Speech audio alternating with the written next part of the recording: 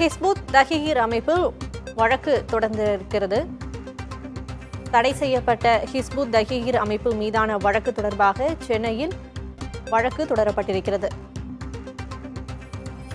கூடுதல் விவரங்களை வழங்குவதற்காக செய்தியாளர் அன்பரசன் இணைந்திருக்கிறார். அன்பரசன், ஹிஸ்புத் தஹ்ரீர் அமைப்பு மீது வழக்கு தொடரப்பட்டிருக்கிறது, என்ன விவரம்?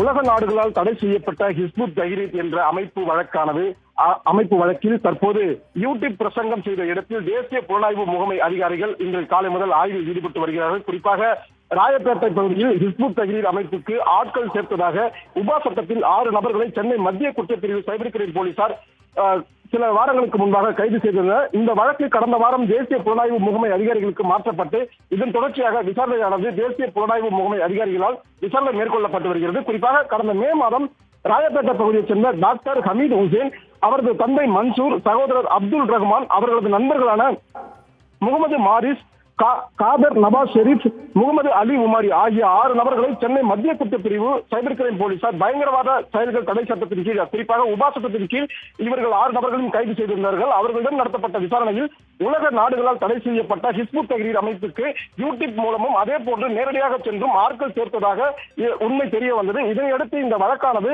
தேசிய புலனாய்வு முகமை அதிகாரிகளுக்கு கடந்த வாரம் மாற்றப்பட்டது. தற்போது இந்த வழக்கில் ராயப்பேட்டை ஜானிஜான் கான் சாலையில் உள்ள மண்டபத்தில் அந்த கைது செய்யப்பட்ட 6 நபர்களும் யூடியூப் மூலமாக பிரசங்கம் செய்து தடை செய்யப்பட்ட இயக்கத்திற்கு ஆள் சேர்த்த அந்த இடத்தில் தற்போது இன்று காலை முதல் தேசிய புலனாய்வு முகமை அதிகாரிகள் ஆய்வில் ஈடுபட்டு மேலும் விசாரணை செய்து வருகிறார்கள்.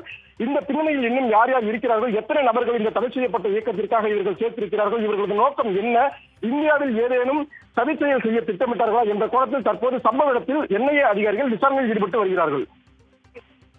ஹிஸ்புத் தஹ்ரீர் அமைப்பு வழக்கு தொடர்பாக என்ஐஏ அதிகாரிகள் சோதனை நடத்தி வருகிறார்கள். இந்த அமைப்புக்கு ஆட்கள் சேர்க்க யூடியூப் மூலம் பிரசங்கம் செய்ததால் 6 பேர் கைது செய்யப்பட்டிருக்கிறார்கள். இந்நிலையில் தடை செய்யப்பட்ட ஹிஸ்புத் தஹ்ரீர் அமைப்பு மீதான வழக்கு தொடர்பாக என்ஐஏ அதிகாரிகள் 6 பேரை கைது செய்திருக்கிறார்கள்.